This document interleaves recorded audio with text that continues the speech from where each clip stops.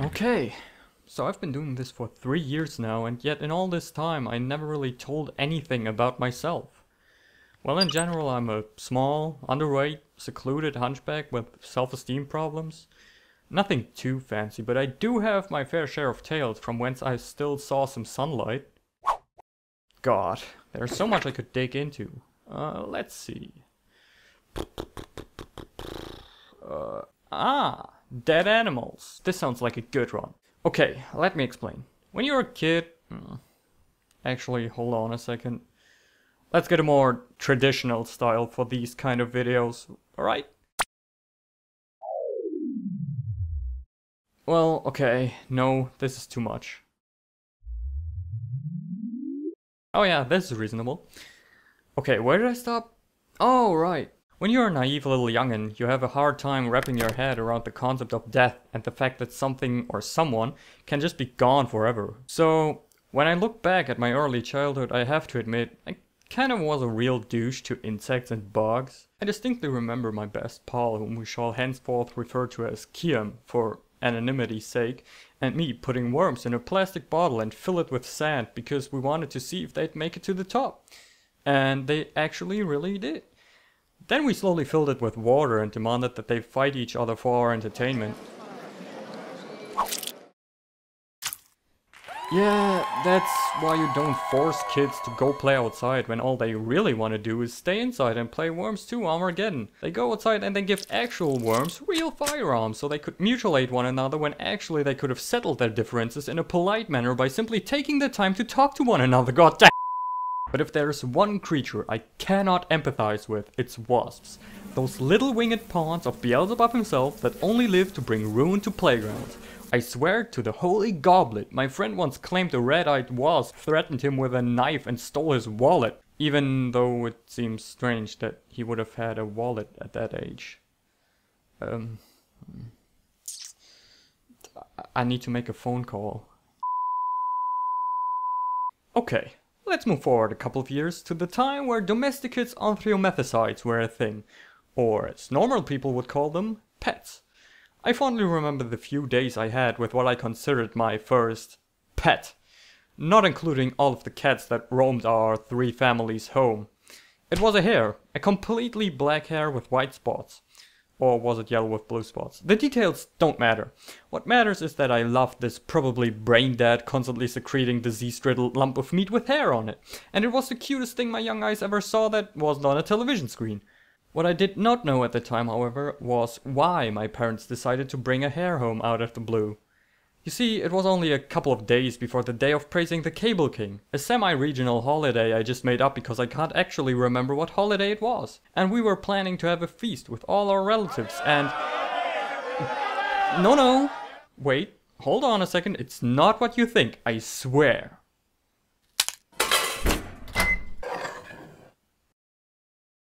It's fine. They told me it ran away, and that it is in a better place.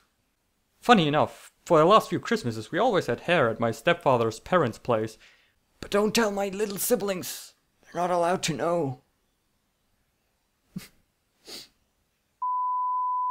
Jumping ahead again a few years, when Kim and me were about 7 circles old, so we were roaming the local wilderness of the ancient abandoned playground devoid of all children because we were forced to go play outside once again. So there we were on an exciting expedition through the overgrown swing sets and rusty, probably no longer safe wooden structures that told stories of children long abducted by black vans. It was a little bit messed up, man. But then, out of nowhere, a shuffling horror made its way out of the underbrush and lunged with decaying claws at my good old pal Kiam. It was like a 2 out of 10 movie. Everything was in slow motion and there was really bad CGI as the half carcass, half cat approached my childhood friend. Of course I, as a quality friend, immediately got ready to jump in front of him and sacrifice myself so that he may play video games for another day. But then I remembered that one time he ran me over with his bike. I mean, granted, we were playing around and he chased me for fun, but when I tripped, he straight up flattened me vertically. I'm talking ass to the back of my head. How do you do that unintentionally? By the way, shoutouts to my friend Kiam. You're a real boy, alright? So obviously I didn't do jack, and the wildebeest just dug into my pal while I was taking notes on all the different liquids the creature was leaking. After a couple of minutes, Kiam eventually managed to fend off the feral playground cat, and in an act of revenge he proposed to me the following, and I quote, "Well," and translate, "this cat stinks, let's bury it in a sandbox." And because our dynamic duo consisted of no brain and even less brain, but a lot of boredom, my immediate reply was, "Alright." So we pursued the cat and eventually managed to get hold of it. Now, all that was left was to dig a hole and force the cat into the hole, then bury it within 0.1 seconds in order to avoid having the cat jump out of the hole and run off again. It didn't work out that well, and eventually some old uninteresting lady showed up and told us to knock it off already. Listen, I know everybody loves cats and that what we did was stupid. Hell, I have a cat right now.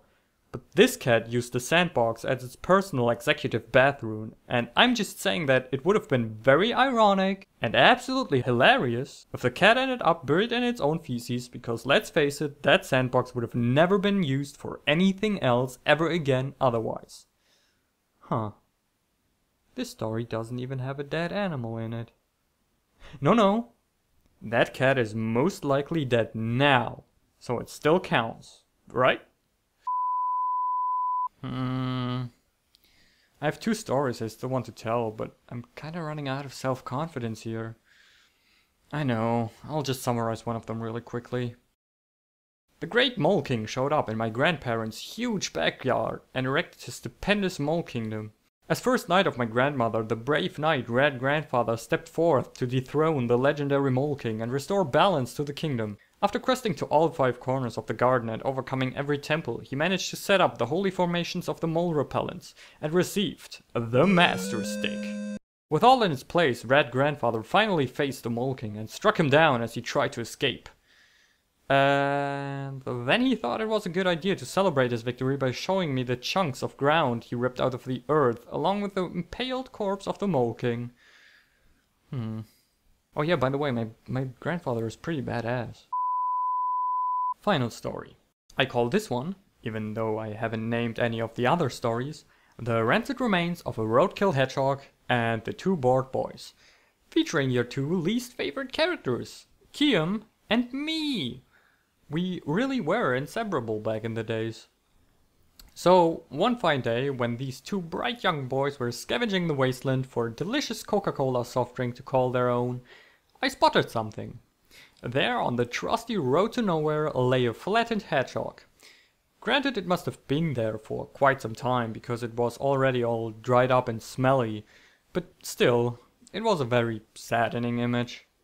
After about a solid minute of silence, we looked at one another and I said to Kiam, "This poor animal is not to blame for its senseless demise." To which he looked me straight into the eyeballs and replied with, "It was men who struck down this lost lamb of God in its prime. We must redeem ourselves as a species by granting this hedgehog a proper burial ceremony." As a single tear ran down his cheek. So we went back and grabbed a shovel from the shed to scrape the sad needle pillow off the asphalt, and in order to dig a hole. We didn't really know where we wanted to ditch this poor little boy, so we just went for aforementioned playground. But then things didn't work out the way we thought.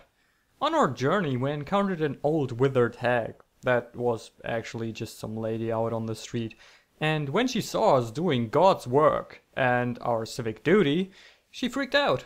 I mean, seriously, she was yelling and screaming and spitting and bleeding and excreting. Okay, I got a little carried away, but you get the gist. In retaliation to her over-the-top reaction, we did what every surprised little boy would do, and we legged it, and had to abandon our new friend.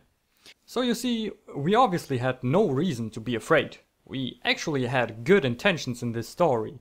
The thing I only realized years after all of that happened was how the situation must have looked from the old hag's perspective.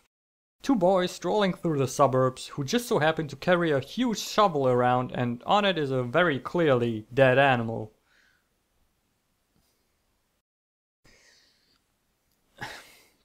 She probably assumed we bludgeoned the poor sucker to death with our shovel and we were now parading around the neighborhood with a corpse, as if it were some sort of war trophy. Well, or at least that's the only reasonable explanation for her frantic screaming that I could have come up with. Who knows? Maybe she was just scared of little boys.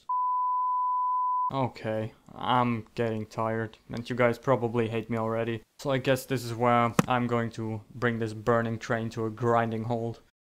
So if you made it to the end of the video, then I'd like to say thank you. I hope it wasn't too terrible. And yeah, I think there really isn't anything else left to say, right? See you guys.